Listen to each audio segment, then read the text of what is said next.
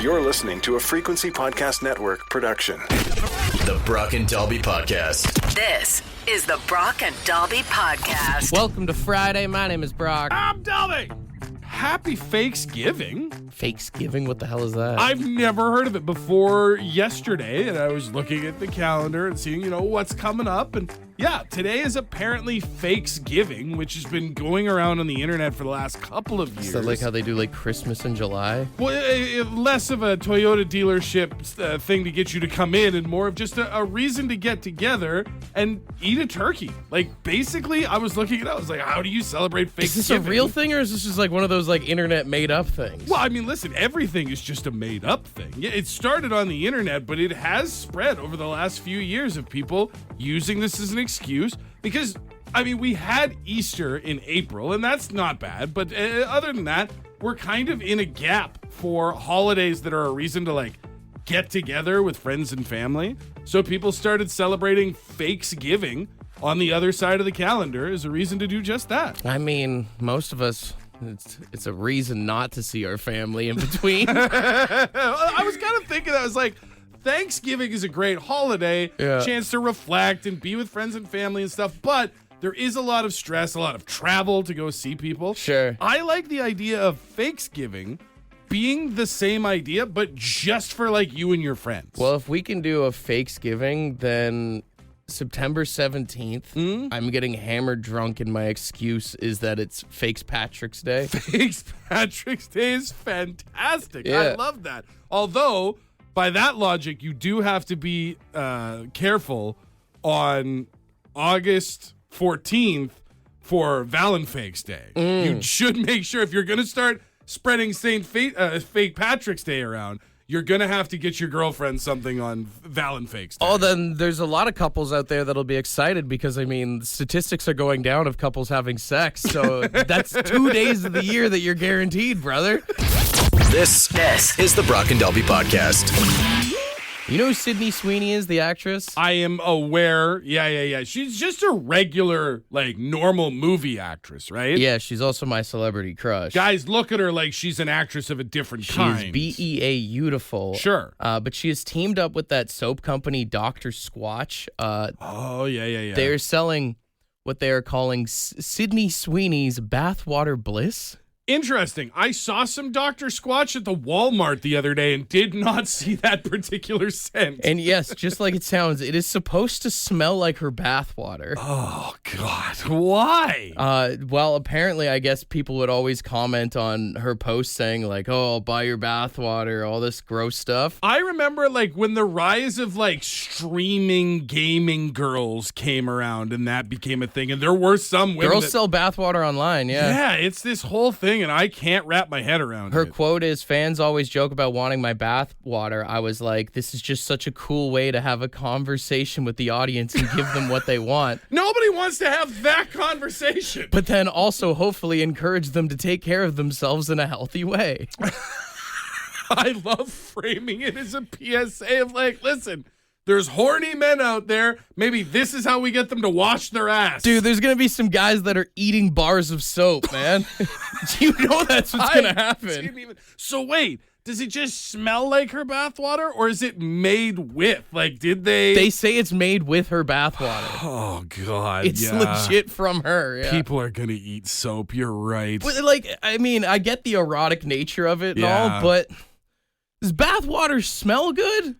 I mean, I imagine it just smells like water. Because it's like, I don't know about you. When I sit in a bath, it's disgusting. There's dirt everywhere. Well, I mean, first and foremost, there's probably a pretty big difference between when you or I get in a bathtub versus a Sydney Sweeney. Sure. But also, like, I would have to assume that if they're doing this, like, this is probably a very purposeful bath. You know what I mean? If everything's legit, if she actually sat in a tub full of water and they pulled it out and they put it in the soap, I'm sure she got herself, like, she probably had a shower before she got in the bath. You know what I'm saying? I'm just saying, if they can do stuff like this, why haven't we gotten, like, a 2-stroke soap or, like, a 2-stroke deodorant, you know? There's a scent we can all get behind that you wouldn't have to feel like a scumbag for wearing in public. Wake up in the morning with the smell of brap? Sweet, slightly smoky, hints of oil and A exhaust. fresh bar of Brap in the bathtub makes everything better. I would totally buy Polaris deodorant. It's Arctic Cat Minty Green. Yes, exactly. The Brock and Dalby Podcast. Talking about smells that would make like a good deodorant or a soap, a lot of people saying KFC, Subway Yes. bread on there as well. All that stuff. I did see a couple people text in about WD-40. Turns out a company called Mischief actually used to, no longer does, but used to sell WD-40 scented cologne. That's sick. I wish I had a bottle of that. That would be amazing. We've got Matt on the phone. What would you like to turn into a cologne? I think it would be smoked brisket. That's the best smell ever. Oh, I mean, I'd hang around you if you smelled like smoked brisket. Isn't that the best? Couple pints? Smoked Oh, brisket? man. You could The even ladies just like would be everywhere. make like a smoker deodorant or like a little spray just for even when you're hungry, you know? Absolutely. Ooh, That's now I'm just fantastic. thinking, you know when you always used to see in those old like 80s movies and stuff, you spray in your mouth for your bad Yeah, breath, yeah. but it just tastes like smoked brisket. It's like one of the air fresheners, your mouth air fresheners. Just give it a couple squirts, like Dumb and Dumber movie. Perfect. You got the munchies, but you're too broke? Yeah. Yeah, that's a great. Oh, yeah, that's a great idea. There are so many people texting in about food. I saw bacon. I saw a bacon cheeseburger in there. Basically anything off the grill. Yeah, also some people talking about the smell of car wax or fresh cut wood. Dude, if you had a Home Depot scented cologne or something like that. Well, I mean, we're kind of in that already. I mean, up until very recently, I used to use like sandalwood, cedar woods for my beard and stuff Yeah. like that. So we're very close to that. We've got Keith on the phone. What would be it for you, Keith? Oh, it'd be like Zungi or Lemon Drop. Wait, are you talking about bags of weed? Those nice bags of weed that smell so good.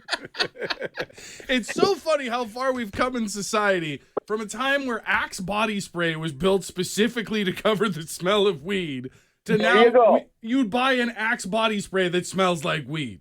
Yes, sir.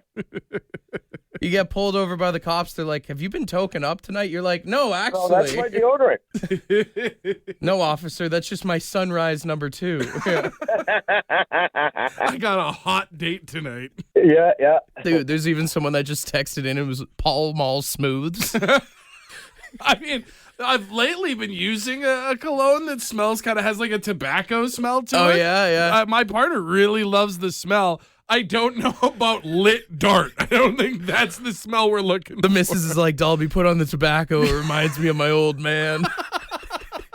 All right, we got one more caller here. If you could have a cologne or deodorant be any scent, what would it be? I'd say White Monster, especially for like any women in like the medical field. Like they love tradesmen, so I would just make them a tradesman attract to you more.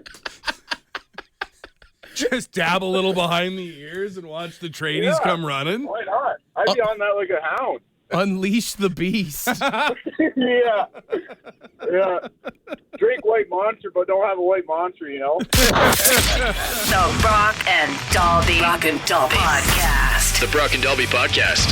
I want to give a shout out to Charlie Woods, the 15-year-old son of Tiger Woods, who picked up his first major victory last weekend. Yeah, the kid's a sharpshooter, man. Yeah, it was the American Junior Golf Association Team Tailor-Made Invitational. He won by 3 strokes. His dad came running out, gave him a big hug and a high five. It's a pretty cool moment and shows that, like, there's definitely some strong DNA there. Apple doesn't fall too far from the tree, yeah. Did make me think, though, they were talking about how it's like some of the countries down in the States, it's their like leading amateur tournaments, some of the best players of the future of golf.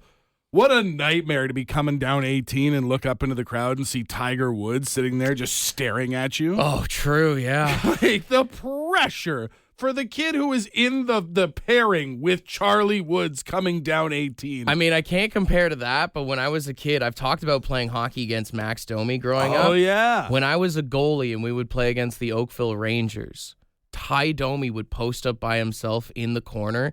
And when you were playing on that side of the ice, and you could feel his stare, he's got those like menacing eyes, right? Absolutely. One of an absolutely intimidating Dads were figure. even scared to go and talk to him. Like, not one dad would ever go and say what's up to Ty. Like, You could be a lifelong diehard Leafs fan. If your kid's playing against Ty Domi's son, you're not walking over there for a chit chat. well, you're a big wrestling guy. I don't know if you saw Brock Lesnar's son. He just got drafted to the WHL. That's right. Dude, imagine having Brock Lesnar standing behind you at the glass at the one end of the rink there. Right. His son throws a hit on somebody on like the other team. Like, come on, ref, what are you looking?